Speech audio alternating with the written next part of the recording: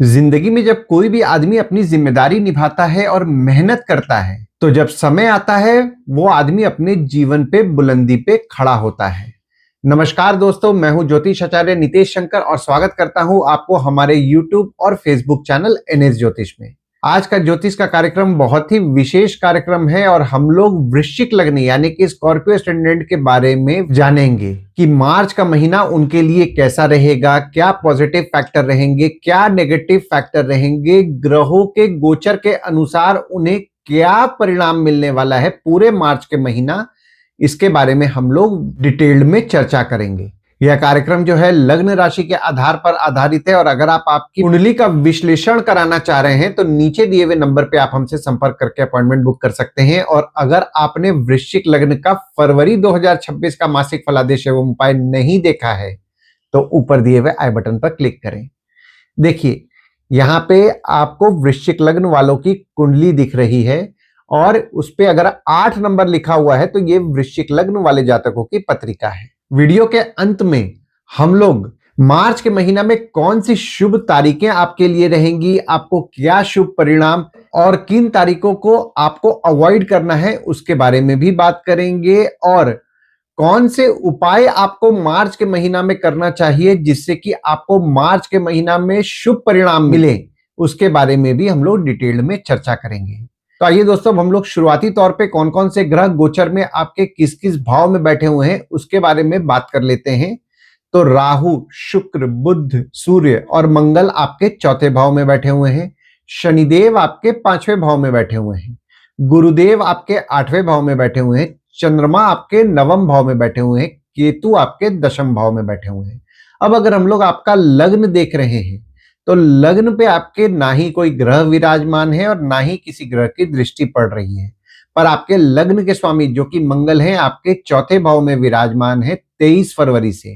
तो 23 फरवरी से आपकी माता को लेकर के आपका फोकस रहेगा, सुख संबंधित चीजों के बारे में आप विचार करेंगे, घर वाहन को लेकर के आपका फोकस रहेगा। और जो भी लोग घर वाहन से संबंधित काम कर रहे हैं, ट्रांसपोर्ट रियल एस्टेट से संबंधित काम कर रहे हैं, जैसे कि नई पुरानी गाड़ी खरीदना बेचना, car detailing, car accessories, property खरीदवाना बेचवाना या किसी भी प्रकार के घर वाहन या ट्रांसपोर्ट रियल एस्टेट से संबंधित काम कर रहे हैं, उनके काम को लेकर के भी उनका फोकस रहेगा। अब हम लोग आपके दूसरे भाव के बारे में बात कर लेते हैं जो कि आपके सुख, घर, वाहन, माता का होता है। देखिए, दूसरे भाव में आपके ग्रह कोई नहीं है, पर गुरुदेव की दृष्टि गुरुदेव के घर में पड़ रही है और शनिदेव की दृष्टि भी आपके दूसरे भाव में पड़ रही है और आपके दूसरे भाव के स्वामी जो कि गुरुदेव हैं आपके 8वें भाव में विराजमान है। एक चीज और दोस्तों मैं आपको बताना चाहता हूं कि यहाँ पे देखिए, जो आपकी कुंडली बनी हुई है यानी कि गोचर की कुंडली बनी हुई है ना, जिस भाव के बारे में बात करूंगा उस भाव में आपको एक येलो कलर का मार्किंग दिखता रहेगा ताकि आपको समझने में आसानी जाए। तो दूसरे भाव में गुरुदेव और शनिदेव दोनों की दृष्टि पड़ रही है, तो यहाँ पे पारिवारिक संबंध में आपको मिला जुला फल मिल रहा है। सेविंग्स की बात करूं, सेविंग्स आप कर पा रहे हैं पर अनवांटेड कुछ ना कुछ खर्चे निकल रहे हैं जिसके कारण सेविंग्स में से पैसे भी खर्च हो रहे हैं, यानी कि सेविंग्स कर तो रहे हैं पर कुछ ना कुछ खर्चे निकल रहे हैं जिसके कारण सेविंग में से पैसा खर्च हो रहा है। और आपके परिवार के सदस्य की स्वास्थ्य का आपको मार्च के महीना में ध्यान देना है या परिवार के सदस्य की स्वास्थ्य थोड़ी बहुत बिगड़ सकती है। जो भी लोग जमीन से नीचे से संबंधित काम करते हैं, माइनिंग से संबंधित काम करते हैं, रिसर्च से संबंधित काम करते हैं, उनके काम से उनके लाभ के योग पूरे मार्च के महीना बन रहे हैं। और अब आपके तीसरे भाव के बारे में बात कर लेते हैं जो कि आपके पराक्रम का होता है, छोटे भाई बहन का होता है, पड़ोसी का होता है, डेली के प्रवास का होता है यानी कि डेली का ट्रैवलिंग जिसको बोलते हैं उसका होता है। देखिए, तीसरे भाव में चंद्रमा की दृष्टि पड़ रही है 1, 27 और 28 तारीख को और चंद्रमा आपके तीसरे भाव में 14, 15 और 16 तारीख को विराजमान रहेंगे। तो 1, 27 और 28 तारीख को चंद्रमा की दृष्टि आपके तीसरे भाव में पड़ रही है, तो कोई ट्रैवलिंग अगर करना है ना तो 14, 15, 16 तारीख और 1, 27 और 28 तारीख को अगर आप ट्रैवलिंग कर रहे हैं तो जिस काम के लिए आप ट्रैवल कर रहे हैं आपका भाग्य उस काम को लेकर के अच्छा साथ देने वाला है। और आपके तीसरे भाव के स्वामी जो कि शनिदेव हैं आपके 5वें भाव में विराजमान हैं। अगर आपके बच्चे हैं तो बच्चों द्वारा आपको धैर्य की प्राप्ति हो रही है, आपके बच्चों से आपको हिम्मत मिल रहा है और अगर आपका किसी के साथ प्रेम संबंध भी चल रहा है, यानी कि आपके प्रेमी या प्रेमिका है, प्रेमी या प्रेमिका को लेकर के भी आपको धैर्य की प्राप्ति हो रही है और आपके प्रेमी या प्रेमिका से भी आपको हिम्मत मिल रहा है। और अब आपके चौथे भाव के बारे में बात करें, जो कि आपके सुख, घर, वाहन, माता का होता है। राहु आपके चौथे भाव में विराजमान है और गुरुदेव की दृष्टि भी आपके चौथे भाव में पड़ रही है। देखिए, राहु आपके चौथे भाव में विराजमान है तो आपने नोटिस किया होगा कि माता के स्वभाव में थोड़ा सा जिद बढ़ा हुआ है। हालांकि आपकी माता के साथ आपके संबंध में आपको मजबूती देखने मिल रहा है, पर माता से छोटे मोटे विवाद के योग भी बन रहे हैं। तो किसी भी किस्म के विवाद को आपको पूरे मार्च के महीना अवॉइड करना है। देखिए, यहाँ पे शुक्र भी आपके चौथे भाव में विराजमान है और शुक्र जो है, शुक्र आपके 7वें और 12वें भाव के स्वामी है, जो कि चौथे भाव में विराजमान है। तो आपकी माता को लेकर के कुछ ना कुछ खर्चे बढ़े रहेंगे 5 फरवरी से, और 1 मार्च तक आपकी माता हो गए, घर हो गया, वाहन हो गया, सुख संबंधी चीजों को लेकर के आपके कुछ ना कुछ खर्चे बढ़े रहेंगे। और बुध जो है, बुध आपके 8वें भाव के स्वामी है और 11वें भाव के स्वामी है, जो कि चौथे भाव में विराजमान है।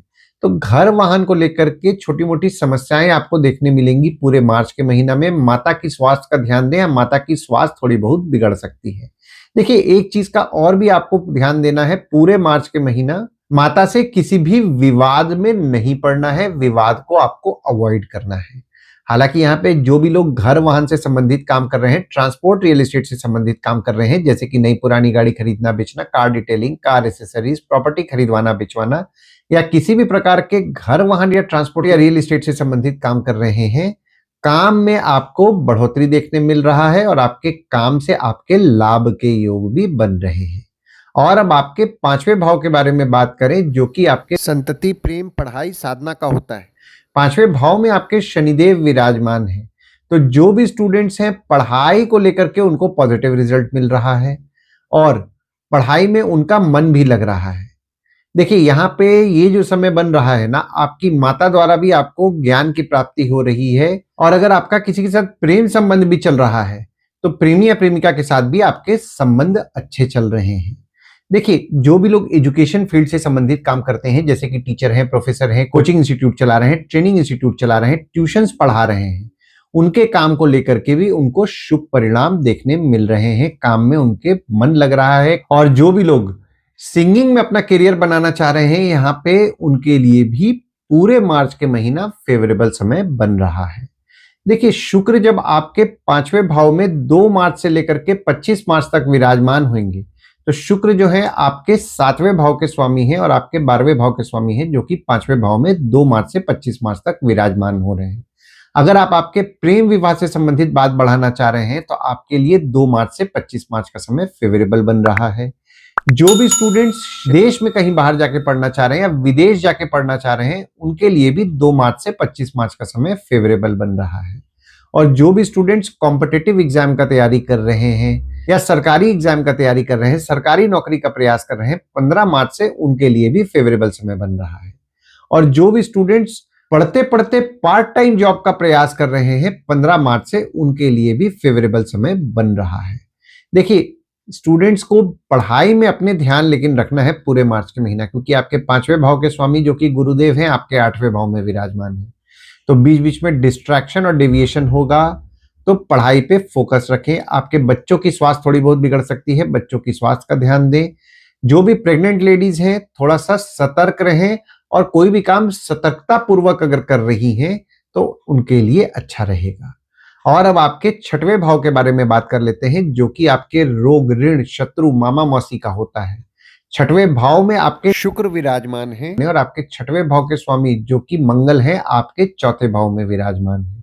6वें भाव में जब शुक्र आपके 26 मार्च से विराजमान हो रहे हैं, तो शुक्र द्वारा आपके पत्रिका में विपरीत राजयोग का निर्माण हो रहा है। तो आप आपके संघर्ष से सब कुछ हासिल करेंगे। कोई कोर्ट कचहरी का मामला चल रहा है और कोई काम पे अगर आपके खर्च होना है तो खर्च को रोकिएगा मत, खर्च को कीजिएगा, उसका आपको शुभ परिणाम ही देखने मिलेगा।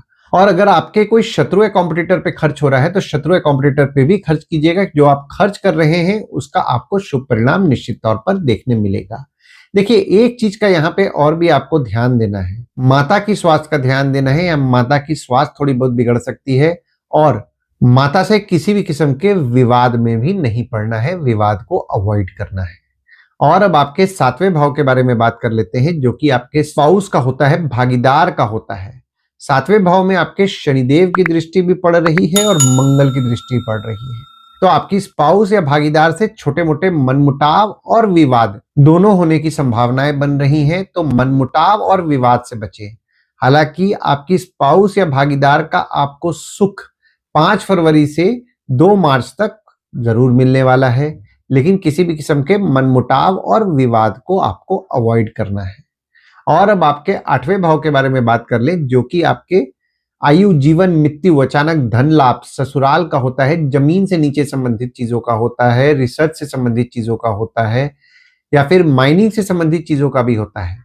गुरुदेव आपके 8वें भाव में विराजमान है, तो जो भी लोग जमीन से नीचे से संबंधित काम कर रहे हैं, रिसर्च से संबंधित काम कर रहे हैं, माइनिंग से संबंधित काम कर रहे हैं, उनके काम में उनको बढ़ोतरी देखने मिलेगा। और आपके ससुराल वालों के साथ भी आपके संबंध में आपको मजबूती देखने मिलेगा, पर यहाँ पे छोटे मोटे मतभेद होने की संभावनाएं भी बन रही हैं, तो किसी भी किस्म के मतभेद से बचें। और आपके आयु के लिए भी गुरुदेव चूंकि आपके 8वें भाव में विराजमान है, तो निश्चित तौर पर शुभ फल की प्राप्ति कराएंगे। और अब आपके 9वें भाव के बारे में बात कर लेते हैं, जो कि आपके भाग्य, धर्म, जीजा, साली, साला, छोटे भाई के स्पाउस का होता है। चंद्रमा आपके 9वें भाव में 1, 27 और 28 तारीख को विराजमान हो रहे हैं। तो 1, 27 और 28 तारीख और 14, 15 और 16 तारीख को पूजा जरूर कीजिएगा। वैसे तो पूजा हमेशा ही फलदायी होती है, पर इन तारीखों को अगर आप पूजा कर रहे हैं तो पूजा का आपको बहुत ही शुभ परिणाम देखने मिलेगा। और जब चंद्रमा 9, 10, 11 तारीख को आपके लग्न पे विराजमान होंगे, तो चंद्रमा द्वारा आपके पत्रिका में केंद्र त्रिकोण राजयोग का निर्माण हो रहा है और आपका भाग्य निश्चित तौर पर आपका साथ भी देगा। अब 10वें भाव के बारे में बात कर लेते हैं, जो कि आपके बॉस, पिता, काम, ऑफिस का होता है। 10वें भाव में आपके केतु विराजमान है और मंगल की दृष्टि पड़ रही है। और आपके 10वें भाव के स्वामी जो कि सूर्य हैं, आपके 4थे भाव में विराजमान है 12 फरवरी से 14 मार्च तक। जो भी लोग वर्क फ्रॉम होम का प्रयास कर रहे हैं, उनके लिए 12 फरवरी से 14 मार्च का समय फेवरेबल बन रहा है।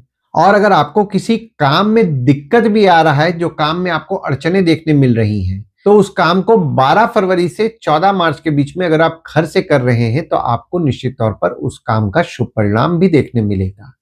देखिए, यहाँ पे मंगल की दृष्टि भी पड़ रही है और केतु विराजमान है, तो आपके बॉस हो गए, पिता हो गए, उनको आपको प्रेडिक्ट करना भी मुश्किल जा रहा है और उनके स्वभाव में थोड़ा आपको क्रोध भी देखने मिल रहा है पूरे मार्च के महीना।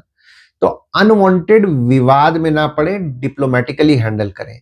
और अब आपके 11वें भाव के बारे में बात करें, जो कि आपके आय यानी कि इनकम, दोस्त, पहचान के लोग, कम्युनिकेशन, बड़े भाई बहन का होता है। 11वें भाव में आपके शनिदेव की दृष्टि पड़ रही है और मंगल की दृष्टि पड़ रही है।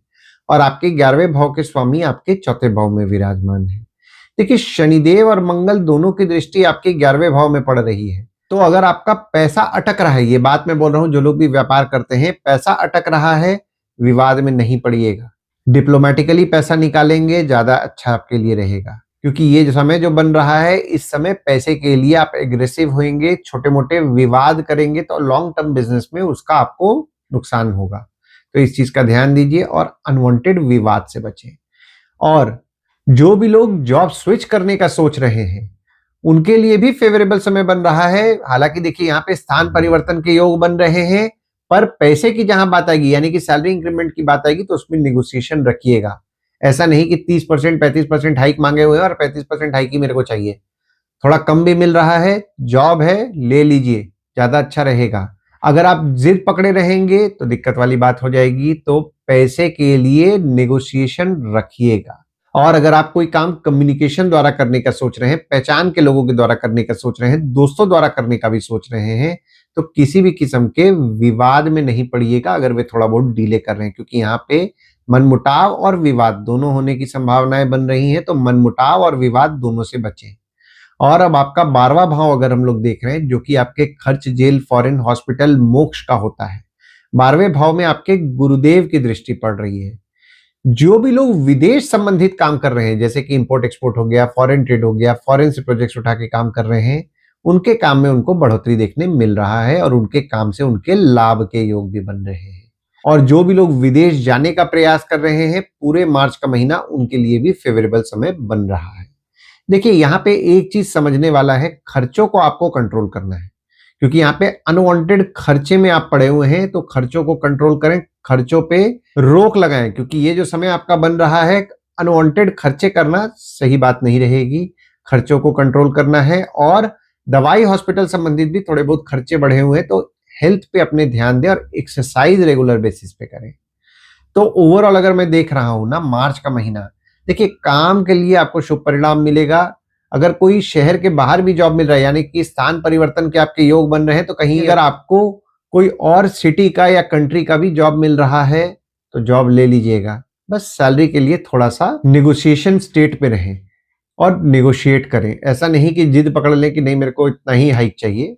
जो मिल रहा है थोड़ा बहुत कम ज्यादा करके अपॉर्चुनिटी को जाने नहीं देना है, अपॉर्चुनिटी को रख लेना है अपने पास। आइए दोस्तों, अब हम लोग ये समझने का प्रयास करते हैं, मार्च के महीना में आपके लिए शुभ तारीखें कौन सी होंगी। यानी कि कोई भी शुभ कार्य अगर आप करना चाह रहे हैं तो इन तारीखों को अगर आप कर रहे हैं तो आपको ज्यादा शुभ परिणाम देखने मिलेगा। तो तारीख हो जाते हैं 1 तारीख, 9 से 11 तारीख, 14 से 16 तारीख, 27 तारीख और 28 तारीख। वहीं कोई भी शुभ कार्य अगर आप कर रहे हैं तो इन तारीखों को आपको अवॉइड करना है। तो तारीख हो जाते हैं 4 से 6 तारीख, 21 तारीख, 22 तारीख, 25 तारीख और 26 तारीख।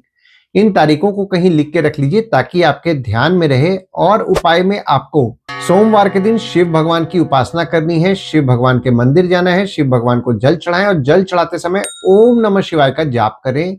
और शनिवार के दिन शनिदेव के मंदिर जाएं, शनिदेव को तेल चढ़ाएं, तेल चढ़ाते समय ओम शं शनिश्चराय नमः का जाप करें। और नीडी पीपल की मदद अगर आप रेगुलर बेसिस पे करेंगे तो आपको अच्छा लाभ होगा। आशा करता हूं इस वीडियो में दी हुई जानकारी आपको पसंद आई होगी। अगर आप हमें YouTube पे देख रहे हैं और ये वीडियो आपको पसंद आया हो तो इस वीडियो को लाइक करें, चैनल को सब्सक्राइब करें और नोटिफिकेशन बेल जरूर दबाएं। और अगर आप हमें फेसबुक पेज या व्हाट्सएप पेज पे देख रहे हैं तो फेसबुक पेज और व्हाट्सएप पेज को लाइक करें और फॉलो करें। धन्यवाद दोस्तों, कल फिर मिलेंगे एक नए वीडियो के साथ। नमस्कार।